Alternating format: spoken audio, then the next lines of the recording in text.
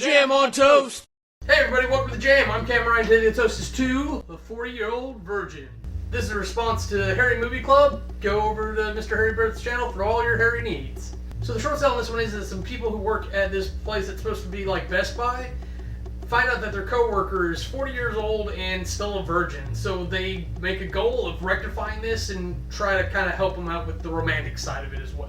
I love it for this and all the great scenes, because this has some truly epic comedy writing to it, is the big box of porn, Andy.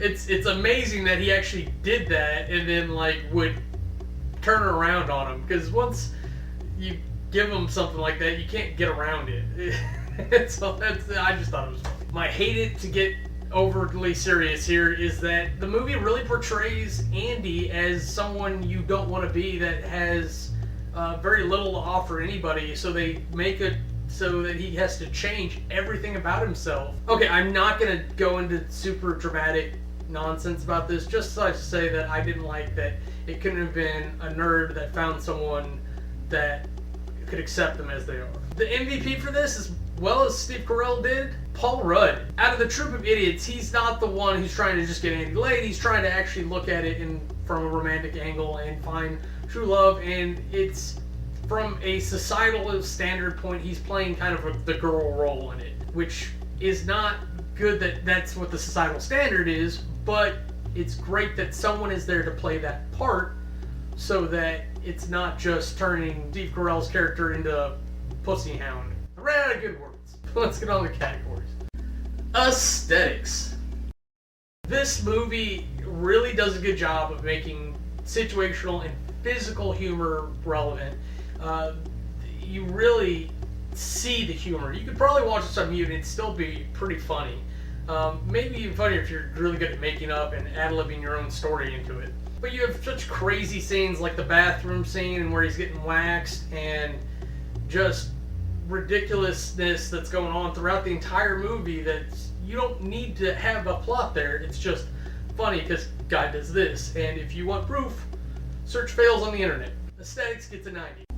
Character development.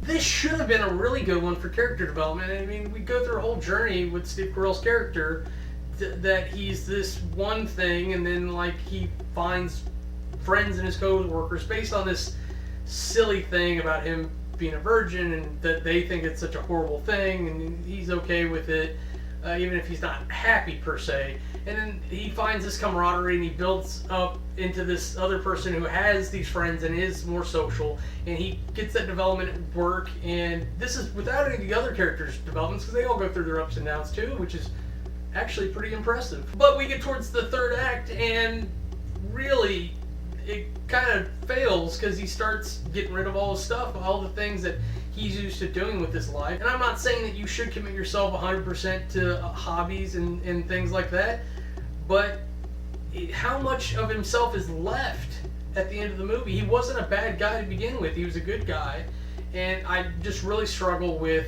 the idea that he's not good enough at the beginning of the movie. But the movie does such a great job with the character development, it's really hard to knock it even with that in. Character development gets an 88. Storyline. The story kind of suffers from comedic writing. It's brilliant comedic writing, but it really looks like it was written in a bunch of different bits and then pieced together, like comedy writing is. And I want to see more movies that are like this, but one step better, where it's serialized properly and you've got an overall epic story that you can really feel and care about, and it ties together well. And I think this falls just short. And though it is structured well, it's ultimately about a guy getting laid for the first time after 40 years of nothing. You say that right there, that's not the greatest story, but it's not the worst either. Storyline gets an 8. Compulsion. This is a funny damn movie. That's just straight up. Yes, it's about a guy trying to lose his virginity when he's 40, but there are a bunch of hilarious events that happen in this, and again, great comedic writing. You break this down scene by scene by scene, and you show that out of context to anybody, you're gonna get some people laughing. I just like the idea of trapping somebody in a big glass booth with porn on, just to see what they do. Compulsion fits that right there is enough to get me going. Now, if you throw all that up, you get an average of 88.25. This movie actually has some layers to it. Yeah, you can just enjoy that top layer and laugh your butt off. You go one layer down, there's a romantic story in there, and if you go one more layer, there's a sad thing about how you're probably not good enough for anybody because you're not like everybody else.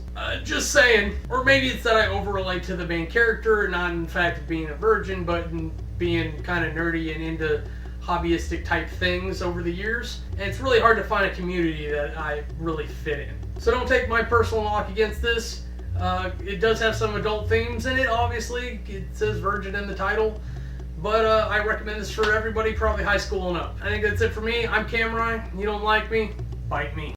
If you want to see anything else we're up to, go ahead and click the annotations, and they'll take you to our other channels.